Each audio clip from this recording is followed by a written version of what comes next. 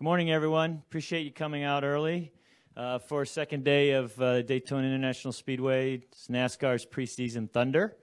More exciting news to keep you busy today. I want to introduce a friend and a colleague who I hope you guys all get to know over the next several years, which is Tim Buckman, who will be working for NBC Sports on the NASCAR front. Some of you may recall him from his Fox days. He worked there for a while before he decided to get into golf and Callaway, but we'll forgive him for that. Tim Buckman. Thank you very much, David. And thank you all for being here today. I know it's a little bit of an earlier start than perhaps what was originally planned, and I know that this news has added a level of complexity to what's already a very busy time for you, so we really appreciate you all being here. It's funny, when the news cycles get overloaded like this sometimes, I feel it's like being on the interstate and you run into some traffic due to construction work, and no matter what time of day or night it might be, you're always saying, like, why are they doing this now?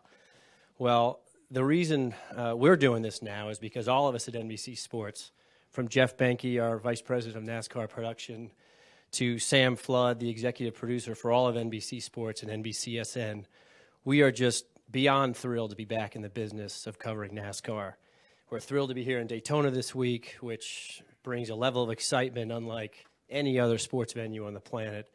And two of the things we're really excited about are here in the form of our newest NBC Sports NASCAR analyst in Steve Letarte and Jeff Burton.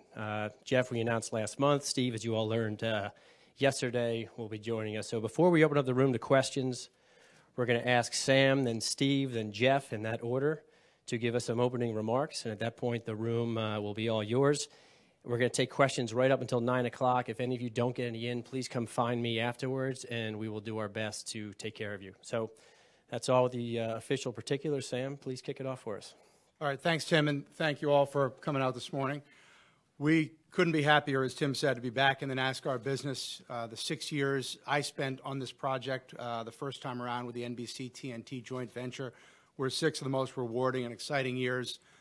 We learned a lot, had a lot of fun, and met a lot of great people. And 2 of them are sitting up here next to me now because when we were doing it, we got to know people in the sport, and I knew there were some folks that were must-see TV.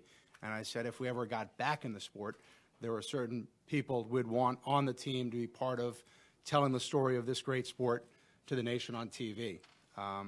So as we assembled the team, we first looked behind the camera, brought Jeff Benke in, who's going to live in Charlotte. So having Jeff in Charlotte is going to give us a full-time presence around all the race teams, race shops, which we think is really, really important. Then Jeff Burton, anytime there was a story, he's the first person we would send a pit reporter down to have a conversation with about because we knew he would have a strong opinion. It would be unfiltered, and we know that's going to happen when he starts broadcasting for us. And then Steve has so much personality, so much passion, so much energy that we know no matter what's going on the racetrack, even if it's a mellow race, Steve is going to make sure it is not a mellow telecast. And we think that's a great thing. And we think for the viewers, it's going to be an incredible way to experience the race with these 2 gentlemen. So I'll let Mr. Burton chime in here. One other thing, we have the 3rd member of the team is hiding somewhere in the room, Rick Allen. He has other responsibilities, but we wanted to get a former track and field athlete in the group that could handle multitasking and deal with a lot of different things. And since he was a decathlete, we think he can deal with these 2 gentlemen and keep Steve and Jeff in line, plus the folks on pit road that we'll be announcing shortly. And I'll hand it off to Mr. Burton at this point. Well, and if not, he can run away from us really quickly, too, which I'm sure is his first instinct. But, you know, this to me has been a really exciting process, having a chance to spend some time with Steve and Rick and Marty and Jeff Benke and Sam and really start to build a team. I mean, that's what this is. It's about being a team. And, you know, I'm really excited about it. To me, it's a natural, feels really natural to me. It feels like it's meant to be. Really excited to finally get the 3 guys in the booth together and to work with Steve. to me, is going to be a lot of fun. Steve has so much energy, and I'm looking forward to disagreeing with him on air and having lively debates and prove once again that drivers truly are smarter than crew chiefs. But it's going to be fun, and honestly, that's what it needs to be. It needs to be fun and lighthearted and serious when it needs to be serious. But this is a sport that has a lot of energy and a lot of excitement, and hopefully we can do a good job of bringing that out. And bringing Steve on is Steve and I have talked for a little while about it, and I think both of us are really excited about working together. And this is fun. I mean, it's going to be a good time. And the thing I'm really excited about is if you watch NBC Sports, it's professionalism. It's done right. It's done in a professional way. It's not it's not hokey. It's professional. And to me, that's a lot for us to live up to. So I'm excited about it. I'm looking forward to it, and really almost wish we could start tomorrow. Well, I mean, I'll follow all that up, I guess. I'd like to thank Sam and everybody at NBC. I'm excited about the opportunity. I don't think it's any secret in the room that I've always enjoyed the broadcast side. I've always dabbled in it. I do have a pretty loud and colorful personality, and I think it's enjoyable to be on that side of the camera. I have never been able to do it in a capacity where I feel it was my responsibility to bring much to the broadcast other than my color and expertise, because as the color guy, when you get invited in as a crew chief, you really don't have to prepare much. So it's going to be a new challenge, an exciting challenge. I think I've learned a lot in 19 years in the garage here of how to prepare for events and be prepared for whatever could come at you. So I do agree with both of them that we'll be able to put on great broadcasts. And I think NASCAR has built a great sport. I've lived in the garage now for 19 years. No one ever really gets a script, the timing of it all, and how you have to do it. But, I was the guy too young to be in the garage when I was a tire guy, and then I was the guy too young to be in the garage as a crew chief. So I thought it probably was only, why not be the guy that's, man, you're really young to go into television. I figured it goes wrong with my track record. But it's an exciting opportunity. It's one of those that even when we started talking, and I think it was in the press release, Sam and the entire NBC group's excitement is really what swayed me over. I think, it's not just a PR stunt. They're very, very excited to be back into the sport. It's a sport that I obviously not only love, but really my lifestyle too. My family, everything we've ever had has been driven by NASCAR. So I thought this was the next step, and I hope I can take some of the responsibility to bring that back to the fans. We can open up for questions now.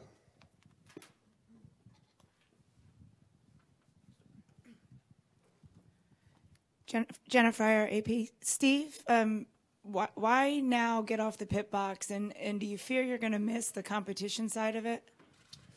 Well, I mean, there's all kinds of fears. I think change drives fear in anybody. It'd be lying if not. I mean, all I've known is Hendrick Motorsports since I was 16. I've never worked anywhere else. But, there's a lot. I could waste the entire 30 minutes going through all the whys, but really when it comes down to it, probably the number one thing is I have an 8 and a 10-year-old child, and I know the commitment it takes to be a top-level crew chief. And I don't know firsthand the commitment that it takes to be great on television, and Sam and these guys are going to teach me that. But in my conversations with Sam, I don't think it's quite the same time commitment and travel commitment. And those, when it came down to it, the lists are very, very long, but that would have to go to the top of the list. I've always said, I don't think I've ever hidden it from anyone, that my family's always been my number one priority. And it comes down to that, if I'm going to be unsuccessful in anything I do, being a father shouldn't be on the list. So I'm going to put that one first, and this allows me to put that one first. And still be in a sport that I love and join a great team. Bob Hocker, Sporting News. Steve, when making this decision, did you have to battle any feelings of guilt that, you've spent 20 years at Hendrick and you've been leading Junior up, progressively better, but if you don't win a championship this year, I assume you'd feel like you've kind of left something on the table. I don't think I'll feel I left something on the table as far as our on-track activity, but there's without a doubt guilt. When you work somewhere for 19 years, my shot guy I hired when he was 19 years old. There are guys I've come to work with since I was 16 years old that have raised me. Some of the toughest conversations I've ever had in my life is when and I've had a lot of tough ones as a crew chief, and none of those compare when I had to sit across the desk from Rick Hendrick, and he already kind of knew the answer. But to tell him, the man who's kind of raised me, that was a tough conversation to have, to sit down with my early guys that, we're a family, but they understood, they're my family, but they're my second family.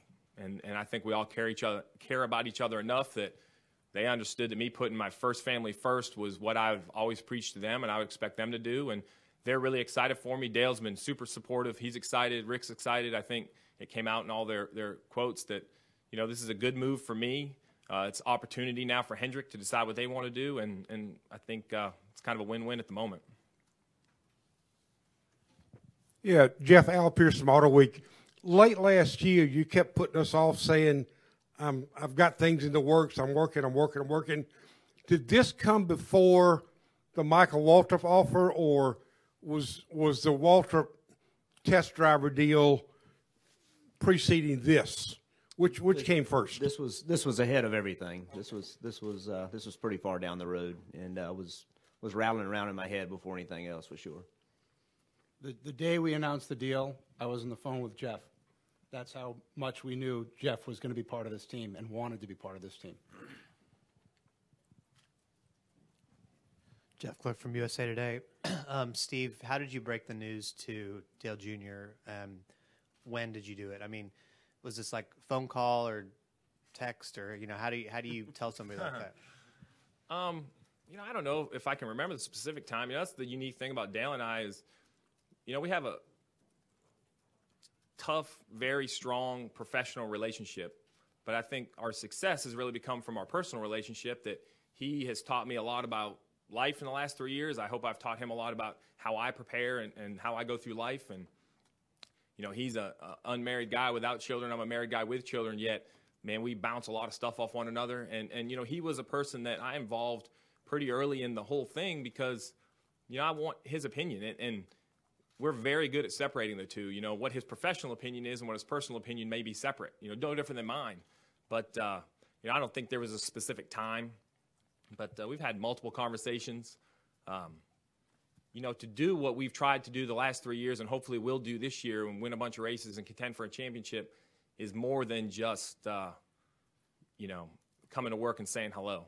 We spent a lot of time away from the track together. Not just time. We're very involved in each other's lives. And I hope that to continue past the end of 2014. But we still have a year to go. And this opportunity will really let me cherish that year like I would hope, where I can really, when I come down here in a few weeks, this will be my last shot as a crew chief for a Daytona 500 pole for a 150s win. I've never won a Daytona 500 as a crew chief. Those opportunities, I think, will make me really enjoy and cherish and put the right foot forward for the next season. So is it fair to say that early in the process, when you had the opportunity, you went to him and you're like, hey, this is something I'm thinking about doing. What do you think? Or was he that involved? Well, ultimately it's my decision, but we trust each other. This is something that I'm not going to go down this path and have him be the last guy to find out. I want him to be the first guy to find out. Behind maybe my wife, he's probably the second person I would have told to. He's a smart guy. His opinions, and he didn't. I wouldn't say he weighed in tremendously, but he listened. And sometimes all you really want somebody to do to listen. And so he's one of my confidants. He's one of the guys that we kind of go into battle together, and this is a life-changing decision. And he's been a life-changing guy for me. So I would say we talked about it. Reed Spencer with NASCAR Wire Service. Steve, Rick said yesterday that they would address the issue of your successor at the end of the year. But are you going to be involved in that process at all and still contribute in that way? That's a great question. I wish I could answer it. I don't think it's up to me. I think it's the best job in the garage is becoming open. I would put it at the top of the list. I think Rick has proven time and time again that he is spectacular with the people, and he finds matchups that work. Dale and I are the perfect example. I knew Dale to say hello, but until he said, hey, he's going to be your guy, and I rode up to his house and we sat down and talked, we didn't know anything really about each other. And I think it's really blossomed into a great professional relationship and personally. So I think that's a question for Rick Hendrick, how much he wants to involve me or not involve me.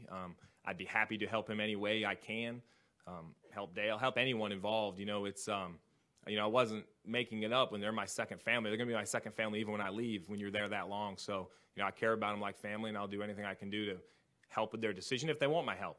Sometimes, Rick's Rick, right? He's the magician to this. He puts the right people together. So I don't know if he needs my help, but if he wants it, I'll be here. Claire Belang, Sirius XM NASCAR Radio. I've talked some with Jeff about NBC and what they'll be doing and how it's going to be different and sort of a fresh look and a new take. What do you look at? How do you look at what you want to accomplish? How you see the broadcast with you added to it? I'm sure you've been studying what teams have already done. What are you thinking you'll add to it and how in a different way? This is for me. I love racing. I don't have a memory in my life that I wasn't at a racetrack since I was 5 years old at Thunder Road in Vermont or at the Oxford 250. I've raced. It's all I've ever done. I'm a huge sports fan. I think I understand baseball probably the best, football right behind that, enjoy golf. So I think what I'll be able to do perhaps is, and I think Jeff can help me on this because he's kind of like me in a racing family, that Sam and Jeff Banke and the NBC people, they're experts on broadcast, and we're experts on racing, and we're hoping when we combine those two, we can come up with the best way to broadcast the race. Racing is very different. Scores not kept. It's not like any other sport. You can't think of another sport where there's not a score. And there's not a score in racing until the final lap, and I think it needs to be covered that way.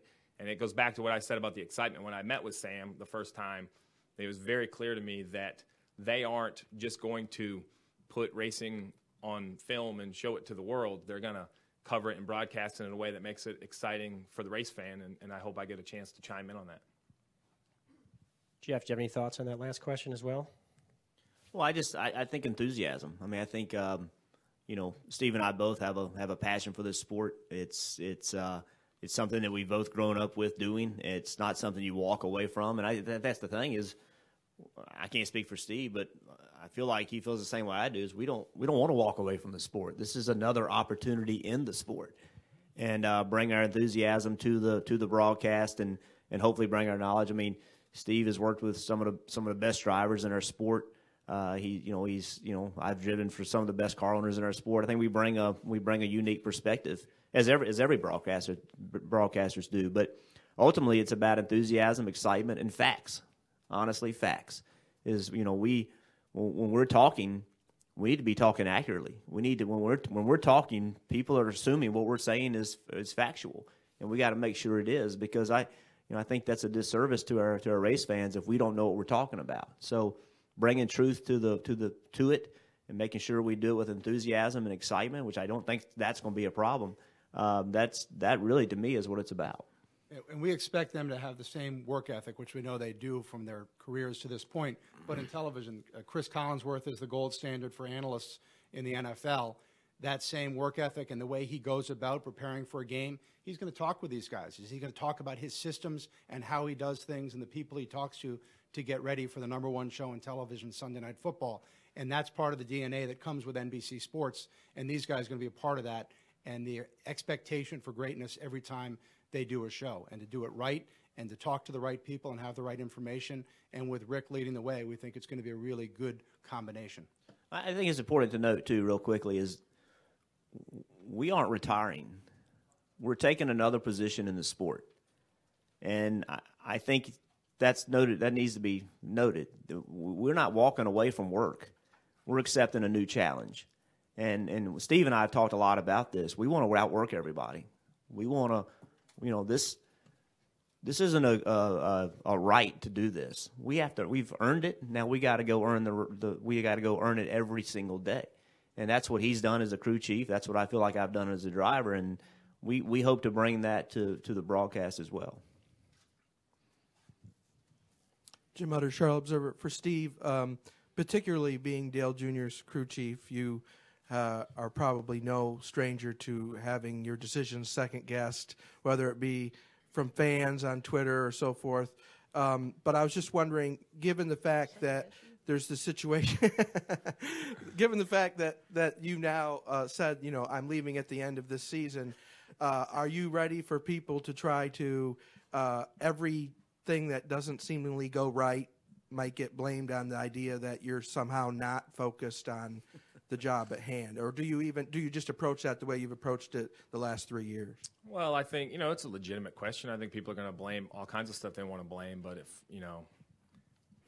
I've, like Jeff mentioned, I've been able to work with some of the two biggest stars in the sport. Since I was a young kid and became the crew chief for Jeff, I've been second guessed. And I can assure the group that no one second guesses or questions my decisions more than me.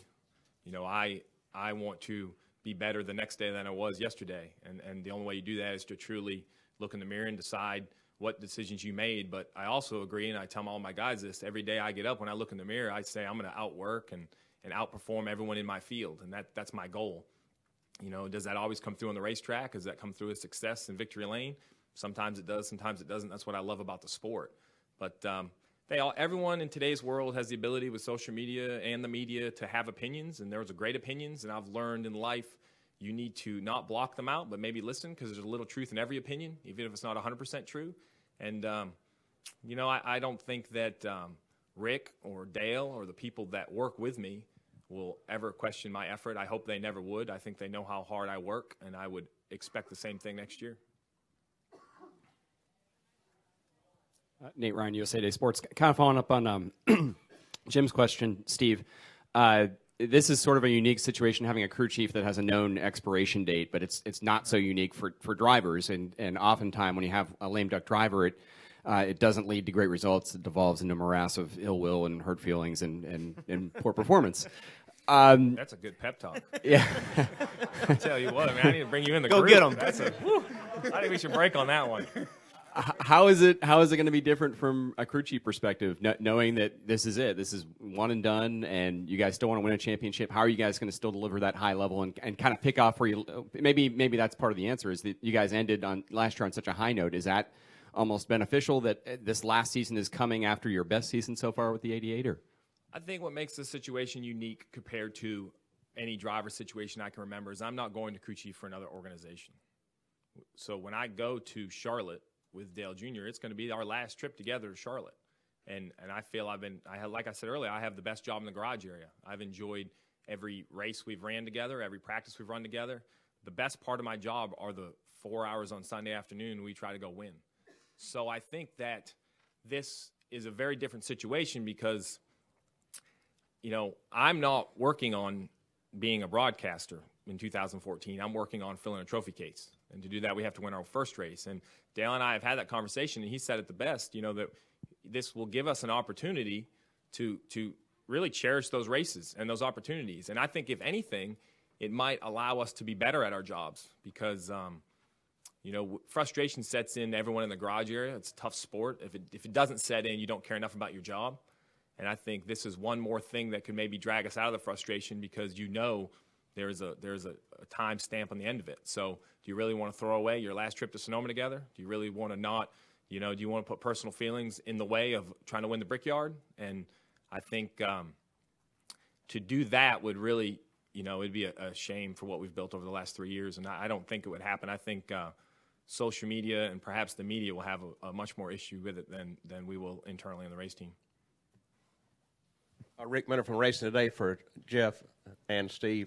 I'm wondering if part of the appeal of this job is you get to sort of keep your current identity. I mean, you're still going to be identified, and fans will look at you as a driver and Steve as a crew chief, and I assume you still sort of feel like part of the fraternity you've always been a part of, maybe even still live in the motor coach light. Is that part of what appeals to these jobs for you?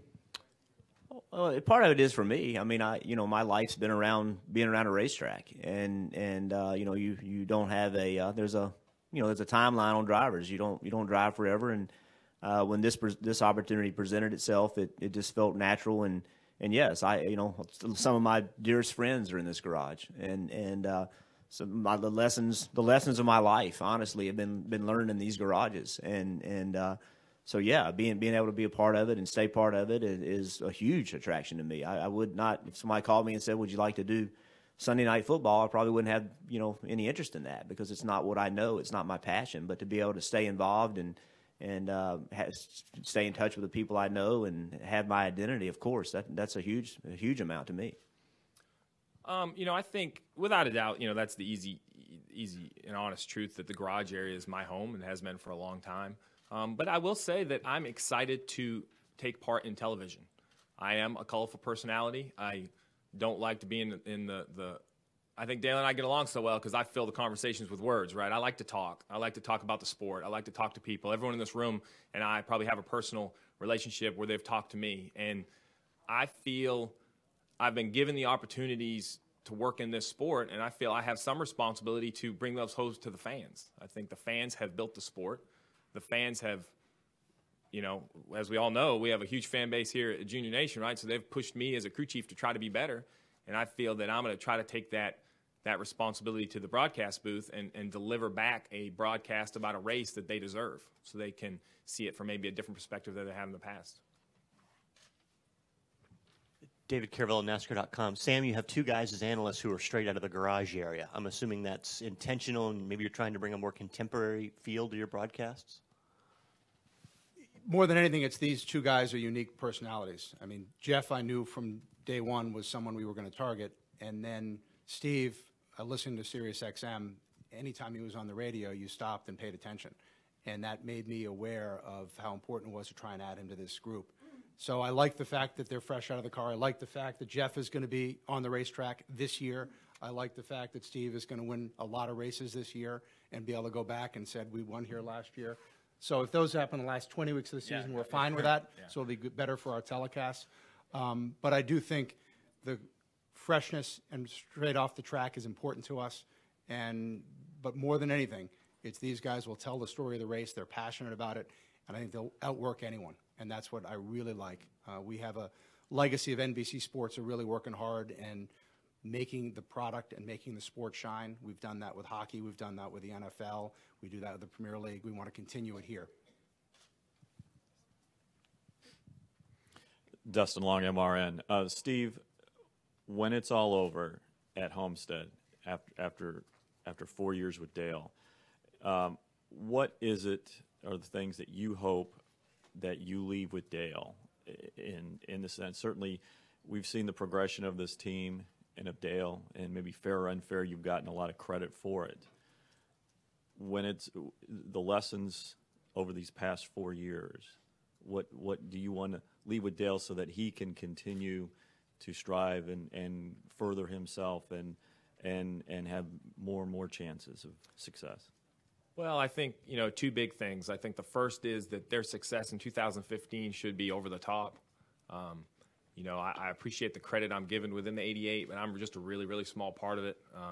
Dale's an internal leader within the team without even asking to be. The guys on the team, they need very little direction to try to be the best. They do a lot on their own. So I think that their success in 2015 will mean a lot to me. I hope that when I leave, they can be as successful or more successful than we were as a team.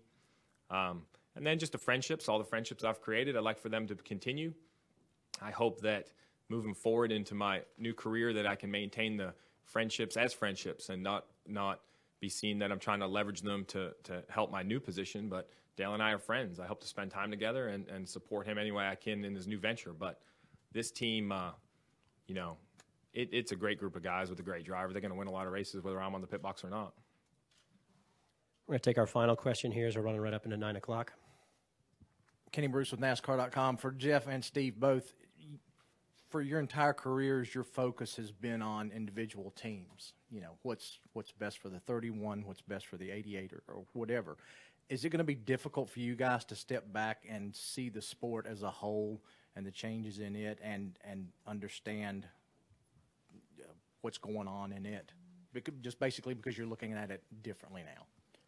I think that's a really good question, and I think that I got exposed to that a lot in trying to help move the ball a little bit from a safety standpoint. I got exposed to that some, and I think that for the most part you'd be surprised how many drivers and crew chiefs and we really talk about what's best for the sport. Now, ultimately, what we really care about is what's best for us, but there's probably more conversation about that than you realize, and I think there's a healthy respect in the garage for understanding that if the sport isn't in good shape and the fans aren't happy, that we got a problem.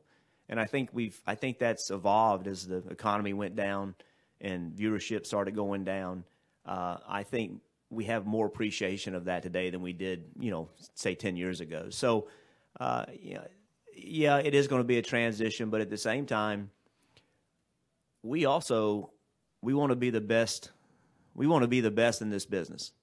We want to do a better job than our competition. We want to be the best. It's kind of like being He crew chiefs the 88, but he also wants the 24 to run well. He wants, you know what I mean? So I think there's a little bit of a shift in our thought process, but not as big as you would think. Yeah, I think there's really two parts to that. You know, the first is how will I be able to see the sport from a global standpoint? I think I've been very fortunate to work with probably the two best ambassadors or two of the biggest ambassadors for NASCAR. And I think Jeff Gordon's had a great career, but I don't think anyone in the room here would ever question what he's done for the sport on a global level, not even a personal level. He's very involved. He's always been involved, and I think he, just like Jeff said here, I think everyone in that garage here takes ownership in the brand of NASCAR, and they do everything they can try to do to push it forward. And I think Jeff did that, and there's no doubt in my mind that Dale Jr. does that. You know, he is, you know, one of the faces of NASCAR, definitely the most popular face. I don't think he takes that lightly. I think he understands his role within it, and he's taught me that I have a role within it. Our team has a role within it. And, you know, the second part of that question is I feel I still have a team. You know, that's the beauty of this. And after talking to Sam, how I understood it, and that excites me. And that's, you know, we will have a team just like we do as a race team. You know, our goal isn't to win the race. Our goals are different. But we still have a team that we kind of go into battle with. And when the race is put on, this team has a responsibility to be the best out there. And you've heard Sam say it multiple times about work ethic, and Jeff say it about preparation. And, you know, that's not something I feel I would ever be able to shut off. You know, my joke is always, you know, you can hire any position on a race team by having them go clean a room. Because no matter what job you do, whether you're a race car driver or crew chief or media person, it becomes a job at some point, at some day. I have friends that are golfers, and they'll say, you don't want to ruin a great hobby, make it your job. Right? And that's the truth. It's our jobs, and we all don't love them every single day. You can't. So what carries you through those days are your responsibilities, your work ethic, and how you've been raised. And I think that will force Jeff and I to see the sport as it needs to be seen from the broadcast booth, and it'll force the group that NBC's assembled to be the best on television. Again, thank you very much, everyone, for being here. Really appreciate it. And if anyone didn't get their question in, please come see me, and we'll do your best to help us out.